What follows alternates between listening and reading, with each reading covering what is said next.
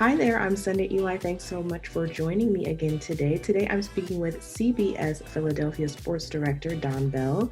Without further ado, Don, how are you today?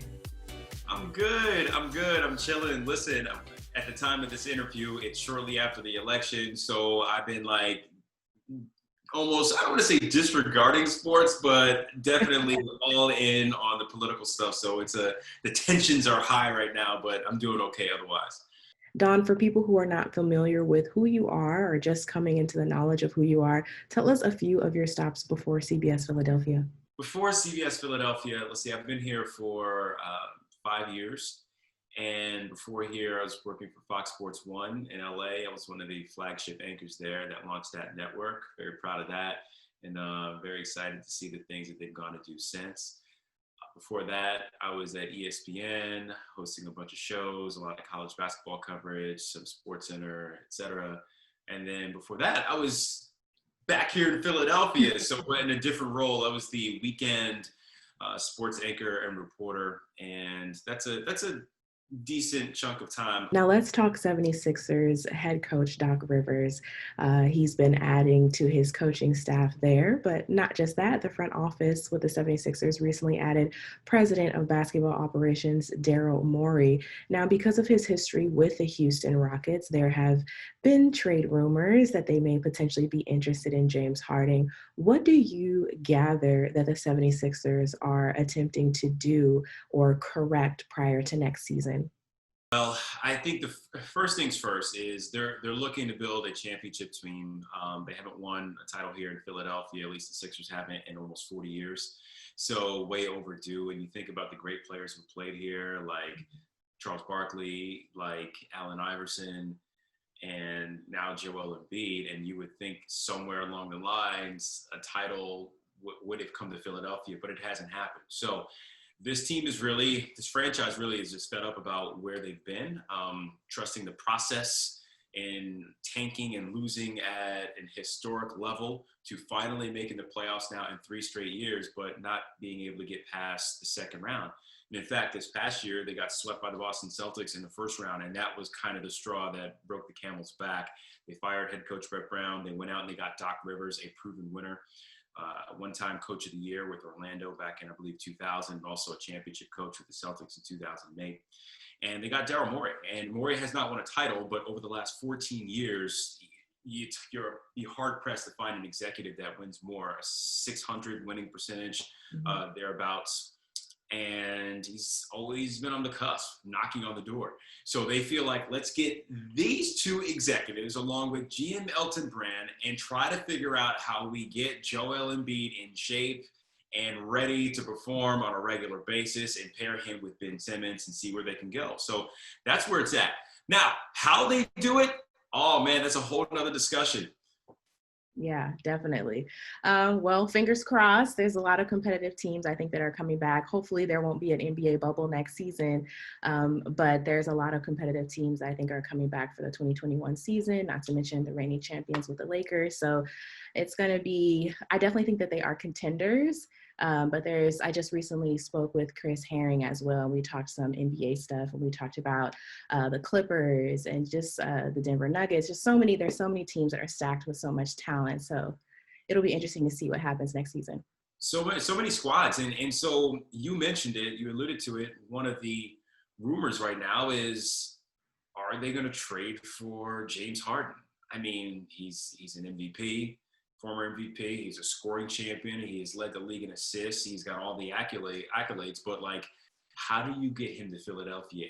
And you, as you know, covering sports, you have to give to get. Yeah. And so now we start asking the questions. Ben Simmons, you gonna end up in Houston? What's going on? So we are all intrigued because Daryl Morey is like a car salesman. Like, he'll trade anything. He'll be like, "What's this? Like a bag of chips? I'll trade you this for a 3D guy." Like, so we're anxious to find out what's gonna happen here. Definitely. Now we have to talk some NFL as well. So let's get into a little bit of Eagles talk. The Eagles are currently 3-4-1, but we know the NFC East is quite frankly struggling, I think, in my opinion. You mean the NFC least? Is that what you're talking about? Yeah, a little bit. yeah, struggling a little bit this season. But with the trade deadline passing and them not making any roster moves, what do you make of that? Well, I think that the trade deadline for the NFL overall was a dud. And I think there's a number of reasons for that. Obviously, the pandemic has a lot to do with that. Mhm. And, things are up in the air, particularly moving forward in terms of how much revenue is going to be out there and the seasons moving forward. So there's a lot of uncertainty in the league. So I'm not surprised that the Eagles didn't make a move. After all, they're in first place, and the Cowboys are just a dumpster fire, right? So they feel like they're better than the Cowboys. They're better than the Washington football team that really we're not even sure about their quarterback situation. And you see Daniel Jones is a turnover machine in New York. So the Eagles, oddly enough, it just feels like they're the best team out of a flawed bunch. Yeah. In your opinion, what challenges are holding the Eagles back? Is it solely based on injuries? Is that the main factor that's influencing their on-field performance this season? It's interesting because every team in the NFL deals with injuries and like a whole slew of them, right? Massive injuries. Look at the 49ers, ravaged, right? Mm-hmm. The Eagles seem to have, not seem, they do. They have more than their fair share because they're not like, oh, it's our third string slot corner. It'll be like all their top guys. Like at one point, they lost 7 of their top 8 offensive linemen. Like, who does that? Their entire starting wide receivers, like, gone. So they've been decimated by injuries. Having said that, when you talk to your Eagles fan friends, they'll also let you know that this team doesn't help itself, even with the healthy players they do have. The coaching has been suspect. The quarterback has regressed. So Carson Wentz is playing like he played better as a rookie. He's having the worst year of his career. He far and away leads the NFL in turnovers, and that's not specifically. You can't always point to the coaching staff for some of these things because once the ball is snapped, it's your decision to hold on to the ball or not, or throw it into dangerous situations. So he has not been great, and the Eagles, again, by the grace of a terrible division, are in first place. Yeah. And as we begin to wrap up here, where can people connect with you online and plug into CBS Philadelphia? All right, so on Twitter, I'm Don Bell on CBS3. And on Instagram, I'm Don Bell Photography, which is not great. You need to have synergy between your social media accounts, and I have not achieved that as of yet, but that's where you can find me.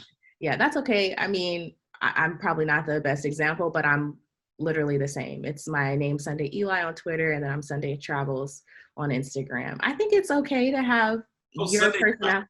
Yes. Sunday Travels? Yes. You got a little travel site going on or what? No, it's just, well, it used to be, and now it's all full of sports stuff.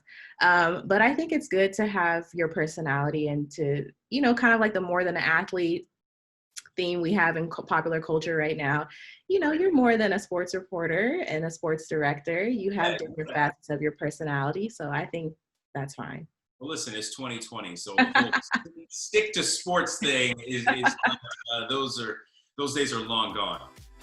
Yes. Well, that concludes our formal interview, and I will talk to y'all later. Ciao.